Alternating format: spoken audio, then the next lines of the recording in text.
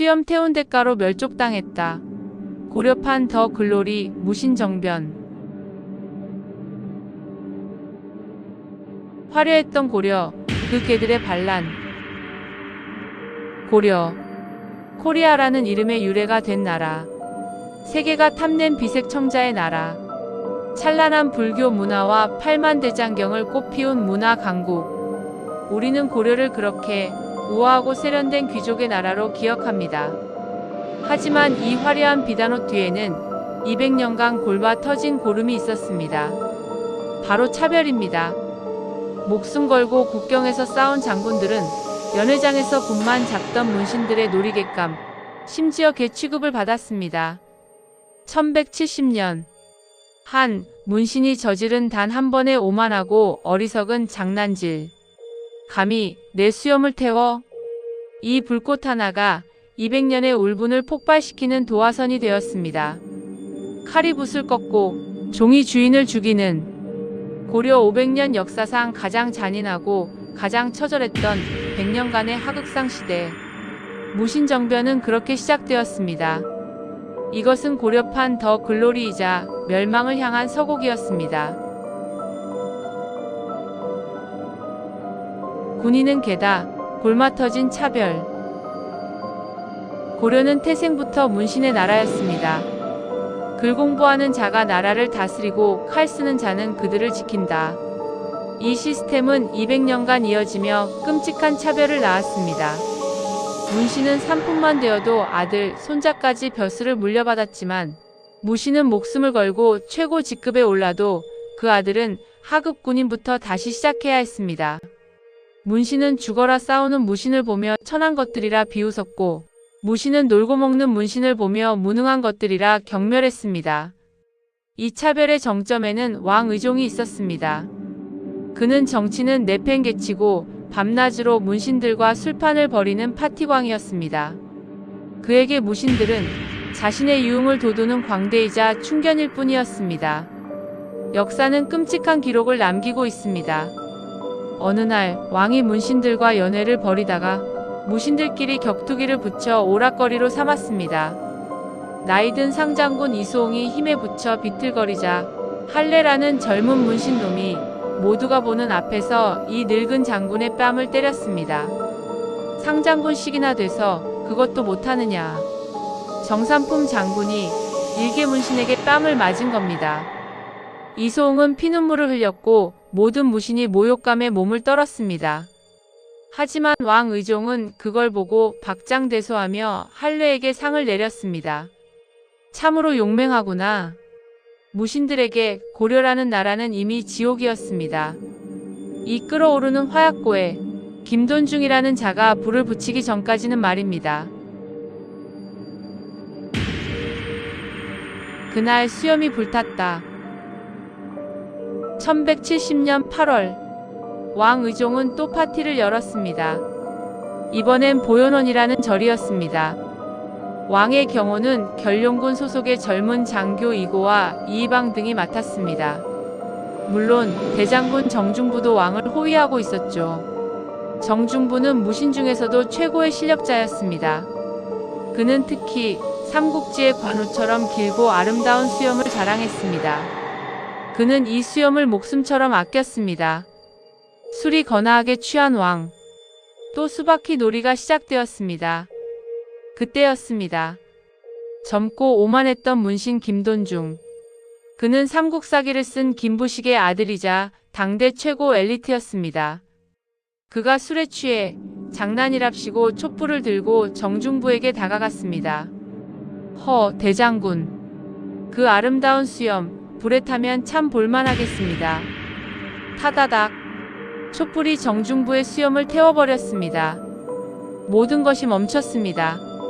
정중부는 반사적으로 김돈중의 멱살을 잡고 주먹으로 그를 내리쳤습니다. 이 어린 놈이. 왕의종이 이 광경을 보고 경노했습니다. 감히 어전에서 문신을 때려? 저 무례한 놈을 당장 끌어내라.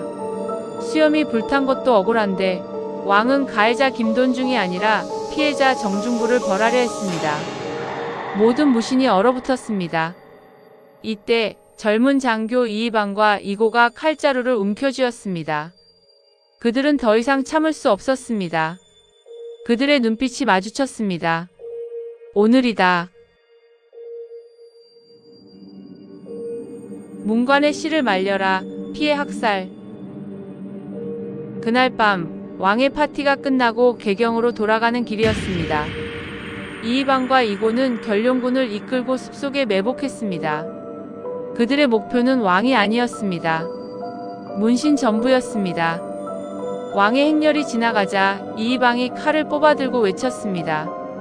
무릇 문관의 관을 쓴 자는 비록 아전이라도 씨를 남기지 말고 모조리 죽여라. 피해 학살이 시작되었습니다.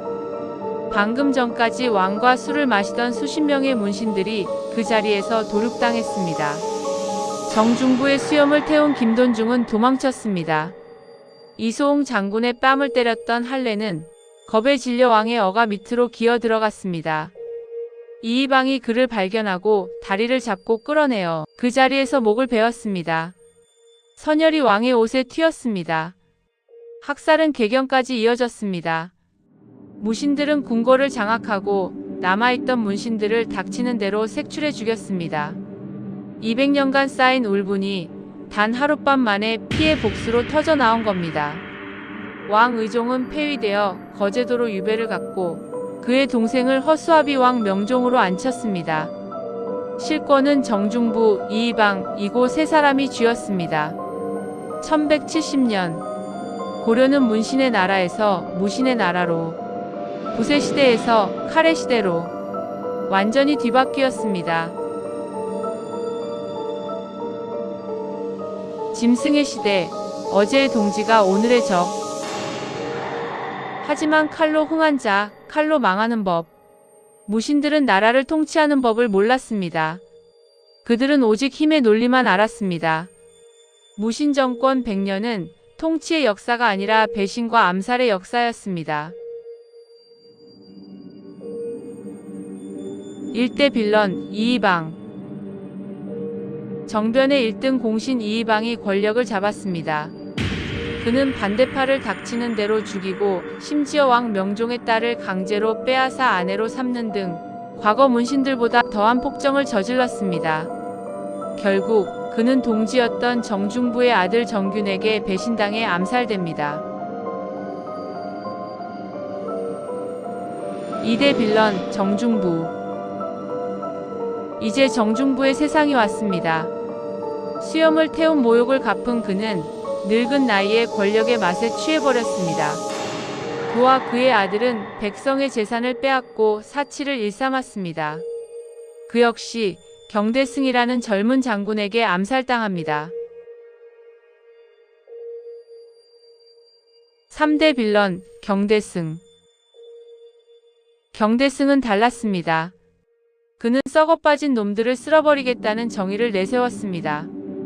하지만 그 역시 칼로 권력을 잡았기에 언제 자신도 암살당할지 모른다는 공포에 시달렸습니다. 그는 도방이라는 사병 경호부대를 만들어 자신을 지켰고 결국 불면증과 편집증에 시달리다 30살의 나이에 병들어 죽습니다. 짐승들이 서로를 물어뜯는 시대에 모두가 죽고 마지막으로 살아남은 최악의 괴물이 있었습니다. 왕후장상의 시가 따로 있느냐. 경대승이 죽자 허수아비 왕 명종은 이의민을 불러들입니다. 이의민. 그는 무신정권 시대의 끝판왕이자 하극상의 아이콘입니다. 그의 신부는 소금장수의 아들이었습니다. 일설에는 그의 어머니가 절의 노비였다고도 합니다. 즉, 그는 천민 출신입니다. 그는 키가 8척 약 2m 40cm에 달하는 거인이었고 맨손으로 사람을 때려 죽일 정도의 괴력가였습니다. 그의 힘을 눈여겨본 왕 의종이 그를 수박희 병사로 특채했습니다. 무신정변 당시 그는 이의방의 수하가 되어 거제도로 유배간 전 왕 의종을 찾아가 술을 먹인 뒤 맨손으로 그의 등뼈를 꺾어 죽였습니다. 그 공로로 그는 최고 권력까지 오릅니다. 1183년 천민 출신 이의민이 고려의 황제가 되었습니다. 그는 왕을 안중에 두지도 않았고 내 아들을 다음 왕으로 삼겠다고 공언했습니다. 200년간 문신이 지배하던 나라가 이제는 천민이 지배하는 나라가 된 겁니다. 그런데 이 하극상은 여기서 멈추지 않았습니다. 1198년 이이민의 산호비였던 만적이 개경의 노비들을 모아놓고 횃불을 들고 외칩니다. 장군 이이민도 천민 출신인데 황제가 되어 나라를 다스리지 않는가? 왕후장상의 씨가 어찌 처음부터 따로 있단 말인가? 때가 오면 누구나 할 수 있는 것이다. 우리도 저들처럼 피를 흘리며 노비 문서를 불태우고 천민이 없는 세상을 만들자. 이것은 고려판 스파르타쿠스의 반란이었습니다. 신분제 자체를 부정하는 가장 근원적인 혁명의 목소리였습니다. 하지만 이 반란은 내부의 배신자로 인해 실패로 돌아갔고 만적과 수백 명의 노비들은 차가운 강물에 던져져 죽임을 당했습니다. 하극상의 대가. 천민 황제 이이민 역시 그의 부하 최충원에게 암살당합니다. 그리고 이 최충원이 앞으로 60년간 이어질 최씨 무신정권이라는 더욱 강력하고 체계적인 독재의 문을 열게 되죠. 1170년 정중부에 타오르던 수염. 그 불꽃은 고려를 지배하던 문신들을 태웠습니다. 하지만 그 잿더미 속에서 피어난 것은 새로운 희망이 아니었습니다. 힘만이 유일한 법이 된 100년간의 하극상과 혼돈이었습니다. 만적의 외침은 실패했지만 그 질문은 역사에 남았습니다. 왕후장상의 씨는 따로 있는가? 무신정권 100년의 혼돈은 고려의 힘을 완전히 소진시켰고 결국 고려는 북쪽에서 내려온 진짜 위협, 세계 최강의 몽골 제국 앞에서 힘없이 무너지게 됩니다. 한 줌의 오만함이, 한 번의 모욕이 한 나라 전체를 어떻게 멸망으로 이끌었는지 보여준 고려의 가장 아픈 역사입니다.